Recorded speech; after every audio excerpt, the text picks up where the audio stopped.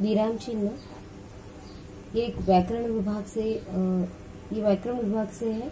विराम चिन्ह के अंतर्गत कोई वाक्य दिया जाएगा, उसमें उचित विराम चिन्ह लगाने होंगे। मतलब एक वाक्य दिया जाएगा, उसमें हमें विराम चिन्ह लगाने होंगे। इसके लिए हमें 1 अंक दिया गया है। विराम का अर्थ है, विराम मतलब रुकना, विश्राम करना। विराम का मतलब होता है रुकना या विश्राम करना। जब हम बातचीत करते हैं, जब हम एक दूसरे के साथ बात करते हैं और अपनी बात पर बल देने के लिए, समझाने के लिए, मतलब अपनी बात दूसरे को समझाने के लिए हम रुकते हैं, उसे हम लोग क्या कहते हैं? विराम कहते हैं। और जब हम लिखते हैं तो इस प्रक्रिया के लिए कुछ निश्चित ऐसे चिन्हों का प्रयोग किया जाता है। मतलब हम बोलते हैं तब हम रुकते हैं, लेकिन हम जब लिखते हैं तब लिखते समय अगर हमें रुकना हो और अगर अपनी बात किसी को समझानी हो तो हम कुछ निश्चित ऐसे चिन्हों का प्रयोग करते हैं, जिसे हम विराम चिन्ह कहते हैं। तो विराम चिन्ह अलग अलग होते हैं। विराम चिन्ह के टोटल 11 प्रकार हैं। इसमें से पहला प्रकार है पूर्ण विराम। पूर्ण विराम का प्रयोग वाक्य के पूर्ण होने पर किया जाता है। पूर्ण विराम का जो प्रयोग होता है वो वाक्य के पूर्ण होने पर किया जाता है। जैसे दूध बेचना ज्ञान से का धंधा नहीं था। मतलब जब वाक्य पूर्ण हो गया है तो उसके वाक्य पूर्ण होने के बाद कौन से चिन्ह लगाया गया है? पूर्ण विराम। अल्प विराम पढ़ते अथवा लिखते समय, जब हम लोग पढ़ते हैं अथवा हम लोग लिखते हैं तो हम लोग थोड़ी देर रुकते हैं तो तब ये चिन्ह का प्रयोग किया जाता है।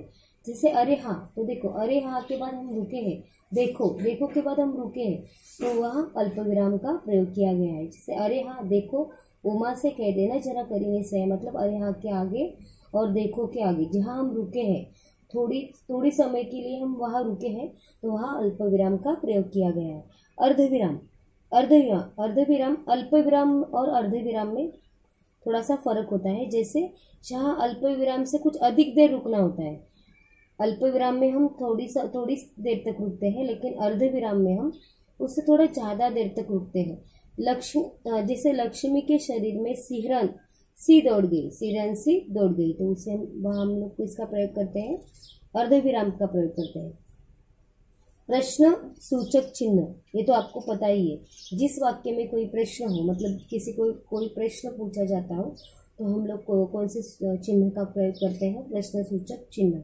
यह गाय क्या आप लोगों की है? मतलब यहाँ प्रश्न पूछा गया है कि यह गाय क्या आप लोगों की है? योजक चिन्ह में दो शब्द को जोड़ने के लिए, जब हम लोग दो शब्दों को जोड़ते हैं, जब दो शब्द को जोड़ा जाता है तो कौन से चिन्ह का प्रयोग किया जाता है? योजक चिन्ह। जैसे खुद पढ़े लिखे हैं, मतलब पढ़े और लिखे, ये दो शब्दों को क्या किया है? जोड़ा गया है। विस्मय सूचक चिन्ह में इसे इंग्लिश में एक्सक्लेमेटरी मार्क कहा जाता है। जैसे हर्ष, शोक, घृणा, विस्मय, भय।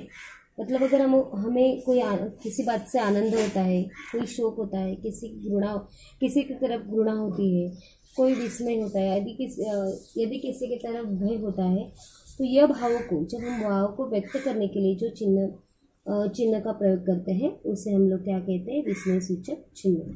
जैसे सचमुच अद्भुत, आनंद आ गया, मतलब अद्भुत, उसे अद्भुत लगा है और उसे आनंद आ गया है। 7वां प्रकार है इकहरा उदाहरण चिन्ह। कौन सा? इकहरा उदाहरण चिन्ह। किसी व्यक्ति के नाम, मतलब अगर किसी व्यक्ति का नाम हो, किसी व्यक्ति का उपनाम हो और किसी पुस्तक का नाम हो, जब भी किसी व्यक्ति का नाम, किसी व्यक्ति का उपनाम या किसी व्यक्ति के पुस्तक के नाम को लिखते हो तो इसका प्रयोग करते हैं। जैसे सूर्यकांत त्रिपाठी। अब ये सूर्यकांत त्रिपाठी की कौन सी पुस्तक? निराला ये पुस्तक है। ये मुक्त छंद के प्रवर्तक थे। मतलब यह किसी व्यक्ति का उपनाम और किसी पुस्तक का नाम अगर दिखाना हो तो उसे लिए इकहरा उदाहरण चिन्ह का प्रयोग करते हैं। दोहरा उदाहरण चिन्ह, यह पहले इकहरा उदाहरण चिन्ह मतलब सिंगल इन्वर्टेड कॉमा और दोहरा उदाहरण चिन्ह मतलब डबल इन्वर्टेड कॉमा। जब किसी के कथन को जो तो लिखना होता है, मतलब किसी ने बोला है, किसी ने कुछ बात बोली है और हमें वैसे ही लिखनी है, तो उसके लिए दोहरा उदाहरण चिन्ह का प्रयोग किया जाता है। जैसे मैं पहले ही पूछ लेता, भोग क्या लगेगा, मतलब उसने बोला है कि भोग क्या लगेगा, तो उसके लिए मतलब किसके बात को, किसी की बोली हुई बात को हमें अगर लिखना हो तो दोहरा उदाहरण चिन्ह का प्रयोग किया जाता है। विवरण चिन्ह, विवरण चिन्ह का मतलब होता है जब किसी वाक्यांश के बारे में कुछ विस्तार से कहना हो, मतलब जैसे वाक्य के भेद, जैसे विशेषण के भेद, जैसे फलों के नाम, जैसे महीनों के नाम, तो हम लोग पहले महीनों के नाम लिखते हैं, उसके बाद हम लोग विवरण चिन्ह का प्रयोग करते हैं, उसके बाद हम लोग महीने के सारे नाम लिखते हैं।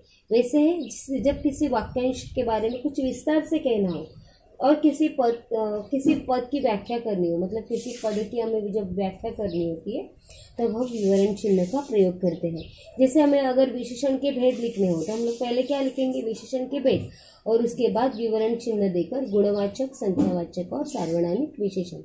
कोष्टक चिन्ह, कोष्टक चिन्ह का मतलब है किसी पद का अर्थ, किसी पद का अर्थ प्रकट करने के लिए, अथवा नाटकों के जो पात्र होते हैं, नाटकों में जो पात्र होते हैं वो हमें दिखाई नहीं देते। जब हम पढ़ते हैं, जब हम किसी नाटक को पढ़ते हैं तो जब हम देखते हैं तो वो पात्रों के भाव हमें समझ में आते हैं, लेकिन जब हम वो पढ़ते हैं तो हम वो नाटक के जो पात्र होते हैं उनके भाव हमें समझ में नहीं आते, तो उनको व्यक्त करने के लिए हमें क्या करना होता है, यह कोष्टक चिन्ह का प्रयोग करना होता है।